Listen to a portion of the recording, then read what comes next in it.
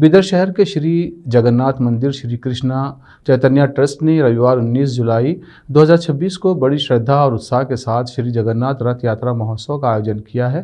श्री कृष्णा चैतन्य trust के executive committee के सदस्य रामकृष्ण साले ने कहा कि जगत के नाथ श्री जगन्नाथ के नारे के साथ होने वाले इस महोत्सव में हजारों भक्तों के शामिल होने की उम्मीद है। बुधवार को शहर के डिस्ट्रिक्ट प्रेस हाउस में एक प्रेस मीट को संबोधित करते हुए उन्होंने कहा कि रथ यात्रा रविवार 19 जुलाई को सुबह 11:30 बजे शहर की रामपुरी कॉलोनी में श्री लक्ष्मी सत्यनारायण मंदिर से धूमधाम से शुरू होगी। रथ यात्रा शुरू होने से पहले लक्ष्मी नारायण मंदिर में पूजा अर्चना, प्रार्थना, गोपूजा, महाप्रसाद आदि धार्मिक कार्यक्रम होंगे। ये बड़ी रथ यात्रा शहर के मुख्य रास्तों Bamgundeshwar circle, Basaveshwar circle, Bhagat Singh circle, Ambedkar circle, Janwada road से गुजरेगी और आखिर में चिकपेट हैदराबाद रिंग रोड पर मामनकेरी ज्ञान सुधा स्कूल के पास में श्री जगन्नाथ मंदिर नीलाचल धाम पहुंचेगी। रथ यात्रा के दौरान हजारों भक्त रथ यात्रा पर फूल चढ़ाएंगे। महाप्रसाद, पानी वगैरह का इंतजाम किया जाएगा। ये रथ यात्रा जुलूस सुबह 11:30 बजे शुरू होगा और शाम 7 बजे तक चलेगा। हर साल की तरह इस साल भी जगन्नाथ मंदिर में 9 त्यौहार मनाए जाएंगे। इस मौके पर रोटरी क्लब न्यू सेंचुरी के वीर शेट्टी मणि ने कहा कि मंदिर में आरती सेवा, श्रृंगार सेवा और भोग सेवा लगातार हो रही है। हर रविवार को लगभग 600 लोगों के लिए अन्नदान सेवा का आयोजन किया जा रहा है। इसके अलावा हर रविवार शाम 7 बजे मंदिर परिसर में भगवत गीता और भगवत सत्संग कार्यक्रम का आयोजन किया जाता है। उन्होंने कहा कि मंदिर के जाने माने लोगों में से एक राजकुमार आले ने कहा कि जो डोनर श्री जगन्नाथ नित्य सेवा के जरिए पैसे की मदद करना चाहते हैं, वे हमारी संस्कृति और विरासत को अगली पीढ़ी तक ले जाने के लिए इस अच्छे काम के लिए श्री कृष्ण चैतन्य ट्रस्ट को अपनी पूरी रकम दान करके सहयोग कर सकते हैं। प्रेस मीट में बीजेपी के सीनियर नेता और local leader Ishwar Singh Thakur, TRS leader Shivram Joshi, Abhishek Anand और दूसरे लोग मौजूद थे। कैमरामैन पपुराज का कवरेज। देश विदेश और इस तरह समाचारों के लिए चैनल को लाइक, शेयर और सब्सक्राइब कीजिए। ಇತ್ತೀಚೆಗೆ ನಮ್ಮ ಬೀದರ್ ನಗರದಲ್ಲಿ ಅತ್ಯುತ್ತಮವಾದಂತಹ ಭಕ್ತಿ ಶ್ರದ್ಧೆಗಳಿಗೆ ಕೇಂದ್ರವಾಗಿರುವಂತಹ ಜಗನ್ನಾಥ ಮಂದಿರವು ಅಸ್ತಿತ್ವದಲ್ಲಿ ಬಂದಿದೆ. ಇದು ಇಡೀ ಜಿಲ್ಲೆಗಳು ಮತ್ತು ಇತರ ಜಿಲ್ಲೆಗಳಲ್ಲಿಯೂ ಸಹ ಜಗನ್ನಾಥ ಮಂದಿರದ ಚರ್ಚೆ ಆಗ್ತಾ ಇದೆ. ಇಂಥ ವಿಷಯದಲ್ಲಿ ಈಗ 19ನೇ ತಾರೀಕಿನಿಂದ ರವಿವಾರ ಜಗನ್ನಾಥನ ರಥಯಾತ್ರೆ ಕಾರ್ಯಕ್ರಮ ಆಯೋಜಿಸಲಾಗಿದೆ. ಪ್ರತಿ ವರ್ಷ ರಥಯಾತ್ರೆಯನ್ನು ಮಾಡ್ತೀವಿ. ಇದು ಈಗ 3ನೇ ರಥಯಾತ್ರೆ ಆಗಿದೆ. ಸಹಸ್ರಾರು ಜನರು ಈ ಕಾರ್ಯಕ್ರಮದಲ್ಲಿ ರಥಯಾತ್ರೆಯಲ್ಲಿ ತಮ್ಮ ಭಕ್ತಿ ಶ್ರದ್ಧೆಯಿಂದ ಸೇರಿಕೊಂಡು ನಮ್ಮ ಸತ್ಯನಾರಾಯಣ ಮಂದಿರದಿಂದ ಅಲ್ಲಿಂದ ರಥ ಪ್ರಾರಂಭ ಆಗ್ತದೆ. 11:00 ರವಿವಾರ ದಿವಸ 11:00 ಅಲ್ಲಿಂದ ರಥ ಪ್ರಾರಂಭವಾಗಿ ಪೂಜೆ ಪಾಠಗಳೊಂದಿಗೆ ಪ್ರಾರಂಭವಾಗಿ ರಸ್ತೆ ತುಂಬೆಲ್ಲ ಅಲ್ಲಿಂದ ಪ್ರಾರಂಭವಾಗಿ ಓಮರಳ್ಳಿ ಕಾಲೇಜ್, ಬೊಮ್ಮಗೊಂಡೇಶ್ವರ ವೃತ್ತ, ಆಮೇಲೆ ಬಸವೇಶ್ವರ ವೃತ್ತ ಹೀಗೆಲ್ಲ ತೆಗೆದುಕೊಂಡು ಅಂಬೇಡ್ಕರ್ ಅವತ್ತಿನ ದಿವಸ ಬಹಳ ಉತ್ಸವದಿಂದ ಎಲ್ಲ ಮೆರವಣಿಗೆ ಆಗ್ತದೆ. ರಂಗೋಲಿ ಇರ್ತದೆ. ಎಲ್ಲ ರಸ್ತೆ ತುಂಬ ಎಲ್ಲ ರಂಗೋಲಿ, ಸುಂದರವಾದಂತಹ ರಂಗೋಲಿ ಬಿಡಿಸುವಂತವ್ರು ಇರ್ತಾರೆ. ಆಮೇಲೆ ಹಾಡು, ನೃತ್ಯಗಳಿಂದ ಮಹಿಳೆಯರು, ಮಕ್ಕಳು ಎಲ್ಲ ಬಹಳ ಸಂಭ್ರಮದಿಂದ ಕಾರ್ಯಕ್ರಮ ನಡೀತದೆ. ಇಂಥ ಒಂದು ಕಾರ್ಯಕ್ರಮಕ್ಕೆ ಇಡೀ ಜಿಲ್ಲೆಯ ಜನರು, ಬಹಳ ಜನರು ಬರ್ತಾರೆ, ಭಕ್ತರೆಲ್ಲರೂ. ಆ ಮೆರವಣಿಗೆ ಬಹಳ ಸುಂದರವಾಗಿ ಇರ್ತದೆ ಮತ್ತು ಎಲ್ಲರಿಗೂ ಪ್ರೇಕ್ಷಣೀಯವಾಗಿ ನೋಡ್ಲಿಕ್ಕೆ ಕಣ್ಣು ಮನ ಸೆಳೆಯುವಂತಹ ಕಾರ್ಯಕ್ರಮ ಇರ್ತದೆ. ಅದಕ್ಕಾಗಿ ನಾವು ಈ ಮೂಲಕ ಎಲ್ಲ ಬೀದರ್ ಜಿಲ್ಲೆಯ ಅಥವಾ ಇತರ ಎಲ್ಲ ಭಕ್ತರಿಗೂ ಈ ಮೂಲಕ ಕೇಳಿಕೊಳ್ಳೋದೇನೆಂದ್ರೆ, ಎಲ್ಲ ಭಕ್ತರು 19ನೇ ತಾರೀಕು ದಿವಸ ಸತ್ಯನಾರಾಯಣ ಮಂದಿರದಲ್ಲಿ ಸೇರಿಕೊಂಡು ರಥಯಾತ್ರೆಗೆ ಅಲ್ಲಿ ಚಾಲನೆ ಕೊಡ್ತಾರೆ. ಆ ಚಾಲನೆಯಿಂದ ಮುಂದೆ ಎಲ್ಲ ರಥಯಾತ್ರೆ ಬರ್ತಾ ಇರ್ತದೆ. ಅದಕ್ಕೆ ಹೆಚ್ಚಿನ ಸಂಖ್ಯೆಯಲ್ಲಿ ಭಕ್ತರು ಬಂದು ನಮ್ಮ ಕಾರ್ಯಕ್ರಮಕ್ಕೆ ಯಶಸ್ವಿಗೊಳಿಸಬೇಕು ಅಂತ ತಿಳ್ಕೊಂಡು ನಾವು ಈ ಮೂಲಕ ಕೇಳಿಕೊಳ್ಳುತ್ತೇನೆ. ಪತ್ರಕರ್ತರು, ಮೀಡಿಯಾದವರು ಎಲ್ಲರೂ ದಯವಿಟ್ಟು ತಮಗೆ ಹೆಚ್ಚಿನ ಪ್ರಚಾರವನ್ನು ಕೊಟ್ಟು ಸಹಕರಿಸಬೇಕು ಅಂತ ಕೇಳಿಕೊಳ್ಳುತ್ತೇನೆ. ಧನ್ಯವಾದ. ಪುರಿ ಏನು ದೇವಸ್ಥಾನ ಇದೆ ಪುರಿಯಲ್ಲಿ, ಅಲ್ಲಿ ಒಂದು ಭವ್ಯವಾದ ಮೆರವಣಿಗೆ ಕಾರ್ಯಕ್ರಮ ನಡೆಯುತ್ತದೆ. ಅದನ್ನ ಪುರಿನೇ ನಾವು ಬೀದರ್ಗೆ ತಂದಂಗೆ ಹೇಳ್ಬೇಕಾದ್ರೆ ಜಗನ್ನಾಥ ಪುರಿ ದೇವಸ್ಥಾನ ಆಯನ ಜಗನ್ನಾಥನನ್ನ ನಾವು ಬೀದರ್ನಲ್ಲಿ ಸ್ಥಾಪನೆ ಮಾಡಿ 3 ವರ್ಷ ಆಗಿದೆ. 3 ವರ್ಷದಿಂದ ಇದು ರಥಯಾತ್ರೆ ತುಂಬಾ ವಿಜೃಂಭಣೆಯಿಂದ ಆಚರಿಸ್ಕೊಂಡು ಬರ್ತಾ ಇದ್ದೀವಿ. ಅದಕ್ಕೆ ಬೀದರಿನ ಎಲ್ಲ ನಾಗರಿಕರು ಈ ಕಾರ್ಯಕ್ರಮದಲ್ಲಿ ಭಾಗವಹಿಸ್ತಾರೆ. ಆ ನಿಟ್ಟಿನಲ್ಲಿ ಒಂದು ವಿಶೇಷ ಮನವಿ ಅಂದ್ರೆ ಪತ್ರಕರ್ತರಿಗೆ ಹಾಗೂ ಮೀಡಿಯಾದವರಿಗೆಲ್ಲರಿಗೂ ಈ ಕಾರ್ಯಕ್ರಮದ ಒಂದು ವಿಶೇಷತೆ ಹಾಗೂ ಇದ್ರ ಬಗ್ಗೆ ಒಂದು ಆರ್ಟಿಕಲ್ ಅನ್ನ ಪ್ರಿಂಟ್ ಮಾಡಿ ಎಲ್ಲ ಪ್ರೆಸ್ ಅಂಡ್ ಮೀಡಿಯಾನಲ್ಲಿ ಬಂತು ಅಂದ್ರೆ ಈ ಕಾರ್ಯಕ್ರಮದಾಗೆ ಹೆಚ್ಚಿನ ಜನ ಭಾಗವಹಿಸಿ ಈ ಕಾರ್ಯಕ್ರಮ ಯಶಸ್ವಿಗೊಳಿಸಲಿಕ್ಕೆ ತಮ್ಮಲ್ಲಿ ಒಂದು ಕಳಕಳಿ ಮನವಿ. ಒಂದು ಯಾವುದೇ ಒಂದು ಧಾರ್ಮಿಕ ಉತ್ಸವ ಯಾವ ರೀತಿ ನಡೀಬೇಕಂದ್ರೆ ಒಂದು ವಿಶೇಷ ಈ ಜಗನ್ನಾಥ ಏನು ಟೆಂಪಲ್ ಏನು ಕಾರ್ಯ ಜೋಶಿ ಇದ್ದಾರೆ ಆ ಟೆಂಪಲ್ ಹೇಗೆ ಕನ್ಸ್ಟ್ರಕ್ಷನ್ ಆಗ್ತಾ ಇದೆ, ಯಾವ ರೀತಿ ನಡೀತಾ ಇದೆ ಅಂತ ಒಂಥರ ವಿಸ್ಮಯ ಅನಿಸ್ತದೆ. ಒಂದು 3 ವರ್ಷದಲ್ಲಿ ಒಂದು ದೊಡ್ಡ ಭವ್ಯ ಒಂದು ಸ್ಮಾರಕ ಆಗಿ ನಿರ್ಮಾಣ ಆಗಿದೆ. ಅದಕ್ಕೆ ಎಲ್ಲ ಭಕ್ತರ ಕೊಡುಗೆ, ಭಕ್ತರ ಒಂದು ಅದ್ರ ಮೇಲೆ ಒಂದು ವಿಶ್ವಾಸ, ಒಂದು ನೆನೆಸ್ಕೊಂಬತಕ್ಕಂತ ಒಂದು ವ್ಯವಸ್ಥೆ ಇದೆ ಅಂತ ಹೇಳಿಕ್ ಬಯಸ್ತೇನೆ. ಪ್ರತಿ ಭಾನುವಾರ ಅಲ್ಲಿ ಸತ್ಸಂಗ ನಡೀತದೆ. ಸಂಜೆ ಟೈಮ್ನಾಗೆ ಭಗವದ್ಗೀತೆ ಬಗ್ಗೆದಾಗೆ ಸಾಕಷ್ಟು ವಿಶೇಷ ಉಪನ್ಯಾಸಗಳು ನಡೀತವೆ, ಭಜನೆ ಕಾರ್ಯಕ್ರಮ ಇರ್ತದೆ.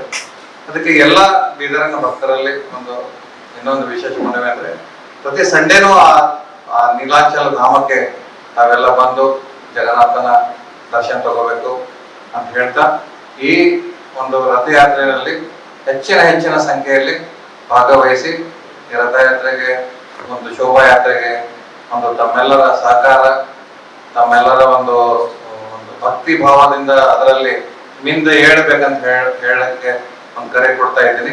ಅದಕ್ಕೆ ಎಲ್ಲ ಬೀದರ್ ಭಕ್ತರು, ಬೀದರ್ ಅಲ್ಲದೆ ಇವನ್ ಕಲಬುರಗಿ, ಬಸವ ಕಲ್ಯಾಣ, ಅವರಾದ ಎಲ್ಲ ಕಡೆ ಜನರು ಬರ್ತಾರೆ. ಒಂದು ಭವ್ಯವಾದ ಒಂದು ಯಾತ್ರೆ ನಡೀತದೆ. ಅದಕ್ಕೆಲ್ಲರೂ ಭಾಗವಹಿಸ್ಬೇಕಂತ ಹೇಳ್ಕೊಂತ ಹೇಳುವ ಕಡೆ ಮನವಿ. ಎಲ್ಲ ಬೀದರ್ ಭಕ್ತರು ಅದರಲ್ಲಿ ಭಾಗವಹಿಸ್ಬೇಕಂತ ಕೇಳ್ತೇನೆ. ಧನ್ಯವಾದಗಳು. ಅವೆಲ್ಲರೂ ಕೂಡ ಟಿವಿ ಮಾಧ್ಯಮದಲ್ಲಿ ಕೋಟ್ಯಾಂತರ ಜನ ರಥವನ್ನ ಭಕ್ತಿಯಿಂದ ಎಳಿತಾ ಇದ್ದಾರೆ ಅಂತ ನೋಡ್ತಾ ಇದ್ವಿ. ಪುರಿಯಲ್ಲಿ 9 ದಿನಗಳ ಕಾರ್ಯಕ್ರಮ ನಡೆದು ಜಗತ್ತಿನ ಹಲವಾರು ಕಡೆಯಿಂದ ಭಕ್ತರು ಬಂದು ಆ ರಥದಲ್ಲಿ ಭಾಗವಹಿಸಿ ರಥವನ್ನ ಮುಂದಕ್ಕೆ ಸಾಗಿಸುವಂತಹ ಕೆಲಸವನ್ನ ಮಾಡ್ತಾ ಇದ್ದಾರೆ. ಇವತ್ತು 9 ದಿನಗಳ ಕಾಲ ನಡೆದಂತಹ ರಥ ಇವತ್ತು 16ನೇ ತಾರೀಕಿಗೆ ಪುರಿಯಲ್ಲಿ ದೊಡ್ಡ ರೂಪದಲ್ಲಿ, ಕೋಟ್ಯಾಂತರ ರೂಪದಲ್ಲಿ ಭಕ್ತರು ಸೇರಿ ರಥಯಾತ್ರೆಯನ್ನ ನಡೆಸುವಂತಹ ಕಾರ್ಯಕ್ರಮ ಅತ್ಯಂತ ವಿಶಿಷ್ಟವಾಗಿ ನಡೀತಾ ಇದೆ. ರಥದ ಬಗ್ಗೆ ಹೇಳಬೇಕಾದ್ರೆ ವಿಶೇಷವಾಗಿ 3 ರಥಗಳನ್ನ, ಒಂದು ಭಗವಾನ್ ಜಗನ್ನಾಥ್, ಇನ್ನೊಂದು ಭಗವಾನ್ ಬಲಭದ್ರ ಮತ್ತು ತಾಯಿ ಸುಭದ್ರಾ ದೇವಿಯ ರಥಗಳನ್ನ ಕೇವಲ ಕಟ್ಟಿಗೆಗಳಿಂದ ಮಾತ್ರ ಉಪಯೋಗನ ಮಾಡ್ತಾರೆ. ಒಂದೂ ಕೂಡ ಮಳೆಯನ್ನ ಅದರಲ್ಲಿ ಆ ರಥದಲ್ಲಿ ಉಪಯೋಗ ಮಾಡುವುದಿಲ್ಲ ಅನ್ನುವಂತಹ ಮಾಹಿತಿ ಕೂಡ ತುಂಬಾ ಅದ್ಭುತವಾಗಿದೆ. ಮತ್ತೆ ರಥವನ್ನ ಸೃಷ್ಟಿ ಮಾಡಬೇಕಾದ್ರೆ ಟೇಪ್ ಅನ್ನ ಅಳತೆಯನ್ನ ಕೂಡ ತಗೊಳ್ಳೋದಿಲ್ಲ. ಅಲ್ಲಿ ಕೆಲಸ ಮಾಡ್ತಾ ಇರ್ತಾರೆ ಕಾರಾಗಿರಿಗಳು, ಅವರು ತಮ್ಮ ಬೆರಳಿನ ಮತ್ತು ಹಸ್ತಗಳ ಅಳತೆಯಿಂದ ಮಾತ್ರ ಆ ಕಾರ್ಯವನ್ನ ಮುಗಿಸ್ತಾರೆ ಅಂತ.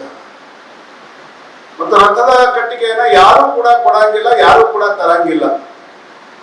ಅಲ್ಲಿರುವಂತಹ ಆದಿವಾಸಿ ಸಮಾಜದ ಬಂಧುಗಳು ಬಸಂತ ಪಂಚಮಿಯ ದಿನ ಅರಣ್ಯದಿಂದ ವಿಶೇಷವಾದಂತಹ ಕಟ್ಟಿಗೆಗಳನ್ನ ತಂದು ರಥಕ್ಕೋಸ್ಕರ ಅರ್ಪಣೆಯನ್ನ ಮಾಡುತ್ತಾರೆ ಅನ್ನುವಂತಹ ರಥದ ವಿಶೇಷತೆಯನ್ನ ನಾನು ಹೇಳ್ತಾ ಇದ್ದೇನೆ. ಮತ್ತು ಪವಿತ್ರವಾದಂತಹ ಅಕ್ಷಯ ತೃತೀಯ ದಿನ, ಇಲ್ಲಿ ನಾವೆಲ್ಲ ಬಸವೇಶ್ವರ ಜಯಂತಿ ಕೂಡ ಮಾಡ್ತೇವೆ. ಪವಿತ್ರವಾದಂತಹ ಅಕ್ಷಯ ತೃತೀಯ ದಿನ ರಥದ ನಿರ್ಮಾಣದ ರಥಯಾತ್ರೆ ನಡೀತದೆ. ಈ ರಥಯಾತ್ರೆ ಮಧ್ಯದಲ್ಲಿ ಹಲವಾರು ಕಡೆಗಳಲ್ಲಿ ನಗರದ ಹಲವಾರು ಸಮಾಜದ ಬಂಧುಗಳು ಪ್ರತಿಯೊಂದು ಸ್ಥಾನದಲ್ಲಿ ನಿಂತ್ಕೊಂಡು ಪುಷ್ಪಾರ್ಚನೆಯನ್ನ ಮಾಡಿ, ಪ್ರಸಾದವನ್ನ, ಜಲ ವಿತರಣೆಯನ್ನ ಮಾಡಿ ರಥಕ್ಕೆ ಸ್ವಾಗತ ಕೋರುವಂತ ಕೆಲಸವನ್ನ ಮಾಡ್ತಾ ಇದ್ದಾರೆ. ಅದಕ್ಕೋಸ್ಕರ ಇಂತಹ ದೊಡ್ಡ ರಥಯಾತ್ರೆ ನಮ್ ಕಡೆ ಆಗ್ತಾ ಇದೆ. ಅದರಲ್ಲಿ ದೇವಸ್ಥಾನದ ಕಮಿಟಿಯ ವಿಶೇಷವಾದಂತ ಆಹ್ವಾನ ಸಕಲ ಸನಾತನ ಸಮಾಜಕ್ಕೆ ಇದೆ. ಎಲ್ಲರೂ ಕೂಡ ಈ ರಥಯಾತ್ರೆಯಲ್ಲಿ ಪಾಲ್ಗೊಳ್ಳಬೇಕು. ಭಗವಾನ್ ಜಗನ್ನಾಥನ ರಥಕ್ಕೆ ತನ್ನ ರಥದ ಹಗ್ಗವನ್ನ ಹಿಡಿದು ರಥವನ್ನ ಎಳೆಯುವ ಮುಖಾಂತರ ತಮ್ಮ ಯಾವುದೇ ಕಷ್ಟ ಜೀವನದಲ್ಲಿ ಇರುವಂತಹ ಕಷ್ಟಗಳನ್ನ ದೂರ ಮಾಡಿಕೊಳ್ಬೇಕು, ಹೆಚ್ಚಿನ ಸಂಖ್ಯೆಯಲ್ಲಿ ಭಕ್ತಾದಿಗಳು ಭಾಗವಹಿಸಬೇಕಂತೇಳಿ ಇವತ್ತು ದೇವಸ್ಥಾನ ಕಮಿಟಿಯಿಂದ ಹಿರಿಯರಿಂದ ಎಲ್ಲ ಪತ್ರಿಕಾಗೋಷ್ಠಿ ಕರೆದಿದೆ. ನಾನು ಕೂಡ ವಿನಂತಿಯನ್ನು ಮಾಡ್ತೇನೆ, ಬೀದರ್ದ ಹಾಗೂ ಬೀದರ್ ಜಿಲ್ಲೆಯ ಸಮಸ್ತ ಬಂಧುಗಳು ಹೆಚ್ಚಿನ ಸಂಖ್ಯೆಯಲ್ಲಿ ನಡೆಯುವಂತಹ ಭಗವಾನ್ ಜಗನ್ನಾಥ ರಥಯಾತ್ರೆಯಲ್ಲಿ ಭಾಗವಹಿಸಿ ದೇವರ ಆಶೀರ್ವಾದವನ್ನು ಪಡಿಬೇಕು ಅಂತೇಳಿ ನಾನು ವಿನಂತಿಯಲ್ಲಿ ಮಾಡ್ಕೊಳ್ತೇನೆ. ಧನ್ಯವಾದಗಳು. ವೇದಿಕೆ ಕರೆದಿರುವುದು ರಥಯಾತ್ರೆ ಸಮೇತ ಈಗ ಎಲ್ಲರ ಬಗ್ಗೆ ವಿಶೇಷವಾಗಿ ಎಲ್ಲರೂ ಹೇಳಿದ್ದಾರೆ. ಮತ್ತೊಂದ್ಸಲ ನಾನೆಲ್ಲ ಪತ್ರಿಕಾ ಮಾಧ್ಯಮದಿಂದ ಎಲ್ಲರೂ ಕೇಳ್ಕೊಳ್ಳೋದೇನೆಂದ್ರೆ ಈ ರಥಯಾತ್ರೆಯಲ್ಲಿ ಹೆಚ್ಚಿನ ಸಂಖ್ಯೆಯಲ್ಲಿ ಎಲ್ಲರೂ ಭಾಗವಹಿಸಬೇಕು. ಹಿಂದಿನ ಸಲ ಏನ್ ಭಾಗಿಸೋ ಅದಕ್ಕೆ ಹೆಚ್ಚಿನ ಜನ ಭಾಗವಹಿಸಬೇಕು. ಅದಕ್ಕೆ ಕಾರಣಭೂತರು ನೀವೇ ಆಗ್ತೀವಿ. ಅದಕ್ಕೆ ನೀವು ಎಷ್ಟು ಪ್ರಚಾರ ಕೊಡ್ತೀರಿ ಅಷ್ಟು ಇದರಲ್ಲಿ ಜನ ಸೇರ್ತಾರ. ಮತ್ತು ನಮ್ಮ ಎಲ್ಲಾ ಹಬ್ಬಗಳಕ್ಕೂ ನಾವು ಜಾಸ್ತಿ ಪತ್ರಿಕಾ ಮಾಧ್ಯಮದವರೇ ಇದಕ್ಕೆ ಪ್ರೋತ್ಸಾಹ ಕೊಡ್ತಾರ. ಅದಕ್ಕೆ ತಮ್ಮಲ್ಲಿ ವಿನಂತಿ ಮಾಡ್ಕೊತೀವಿ, ಇದಕ್ಕೆ ಮತ್ತೊಂದ್ಸಲ ಪ್ರೋತ್ಸಾಹ ಕೊಟ್ಟು ಈ ರಥಯಾತ್ರೆ ನೀವು ಸಕ್ಸಸ್ ಮಾಡ್ಬೇಕಂತ ಹೇಳಿ ನಾನು ಎರಡು ಮಾತು ಮುಗಿಸ್ತೀನಿ. ಎಲ್ಲರಿಗೂ ನಮಸ್ಕಾರ. ಬೆಳಗ್ಗೆ ಎಲ್ಲಾ ಭಕ್ತರು ಶ್ರೀ ಲಕ್ಷ್ಮೀ ಸತ್ಯನಾರಾಯಣ ದೇವಸ್ಥಾನಕ್ಕೆ ಸೇರಿದ್ದಾರೆ. ರಾಮಪುರ ಕಾಲೋನಿಯಲ್ಲಿ ಗೋಶಾಲೆ. ಅವತ್ತು ಬೆಳಗ್ಗೆ 11 ಗಂಟೆಗೆ ಸುಮಾರು ಭಗವಾನ್ ಲಕ್ಷ್ಮೀ ಸತ್ಯನಾರಾಯಣರ ಪೂಜೆ ಅರ್ಚನೆ ಕೂಡ ಆಗುತ್ತೆ. ಅದಾದ ನಂತರ ಗೋ ಪೂಜೆ ಆಗುತ್ತೆ. ಮತ್ತೆ ಅಲ್ಲಿ ಬಂದಂತ ಎಲ್ಲ ಭಕ್ತರಿಗೆ ಸತ್ಯನಾರಾಯಣ ಮಂದಿರ ದೇವಸ್ಥಾನ ವತಿಯಿಂದ ಮಹಾಪ್ರಸಾದದ ಕಾರ್ಯಕ್ರಮ ಕೂಡ ಆಯೋಜನೆ ಆಗಿದೆ. ಪ್ರತಿ ವರ್ಷದಂತೆ ಅವರು ಸಾವಿರಕ್ಕಿಂತ ಹೆಚ್ಚಿನ ಜನ ಭಕ್ತರಿಗೆ ಅವರು ಪ್ರಸಾದ ವ್ಯವಸ್ಥೆ ಮಾಡ್ತಾರೆ. ಈ ವರ್ಷವೂ ಕೂಡ ಮಾಡ್ತಾರೆ.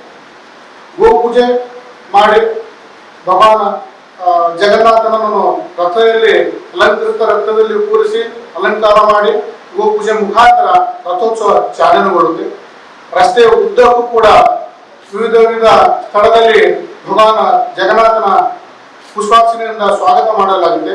ಮತ್ತು ಅಲ್ಲಿ ಕುಣಿದು ಕುಪ್ಪಳಿಸ್ತಕ್ಕಂಥ ಭಕ್ತರಿಗೆ ಜಲಪಾನ ಮತ್ತು ಪ್ರಸಾದದ ಸೇವೆ ಕೂಡ ಮಾಡಲಾಗುತ್ತೆ. ಈ ರಥೋತ್ಸವದಲ್ಲಿ ಕಳೆದ ವರ್ಷ ಸುಮಾರು 8,000ರಿಂದ 10,000 ಭಕ್ತರು ಸೇರಿದರು. ಈ ವರ್ಷವೂ ಕೂಡ ಹೆಚ್ಚಿನ ಸಂಖ್ಯೆಯಲ್ಲಿ ಸೇರ್ತಾ ಇದ್ದಾರೆ. ಬೀದರ್ ನಗರ ಮಾತ್ರ ಅಲ್ಲ, ಬೀದರ್ ಗ್ರಾಮಾಂತರದಿಂದ, ಜಿಲ್ಲೆಯಿಂದ, ನಮ್ಮ ಪಕ್ಕದ ರಾಜ್ಯವಾದಂತ ಜೈರಾಬಾದ್ ಮತ್ತು ಸಂಗಾರೆಡ್ಡಿಯಿಂದ ಕೂಡ ಪ್ರತಿ ವರ್ಷ ಕೂಡ ಅಲ್ಲಿ ಭಕ್ತರು ಬರ್ತಾರೆ. ಭಜನಾ ಮಂಡಳಿ ಕೀರ್ತನ ವಾದ್ಯಗಳ ಜೊತೆಯಲ್ಲಿ ಬರ್ತಾರೆ. ಈ ವರ್ಷ ಕೂಡ ಬರ್ತಾ ಇದ್ದಾರೆ. ಅದೇ ರೀತಿ ಬಂಧುಗಳಿಗೆ ಇದನ್ನ ಹೆಚ್ಚಿನ ಮಟ್ಟದಲ್ಲಿ ವಿಚಾರ ಕೊಡಿ. ಅದರಂತೆ ಪ್ರತಿ ವಾರ ಕೂಡ ರವಿವಾರ ಕೂಡ ನಮ್ಮ ದೇವಸ್ಥಾನದಲ್ಲಿ ಸತ್ಸಂಗ ಕಾರ್ಯಕ್ರಮ ಆಗಿದೆ. ಸುಮಾರು 1,000ಕ್ಕಿಂತ ಜನರು ಅಲ್ಲಿ ಸೇರ್ತಾರೆ. ಮತ್ತು ಪ್ರತಿ ವಾರ ಕೂಡ ಮಹಾಪ್ರಸಾದದ ಕಾರ್ಯಕ್ರಮ ಕೂಡ ಆಗುತ್ತೆ. ಈ ಮಂದಿರಕ್ಕೆ ಹಿಂದೂ ಸಮಾಜದ ಜನರು ವಾರಕ್ಕಾದ್ರೂ ಒಂದು ಸತ್ಸಂಗ ಆಗಬೇಕು ಅನ್ನೋ ನಿಟ್ಟಿನಲ್ಲಿ ಜನರು ಸೇರ್ಕೋಬೇಕು.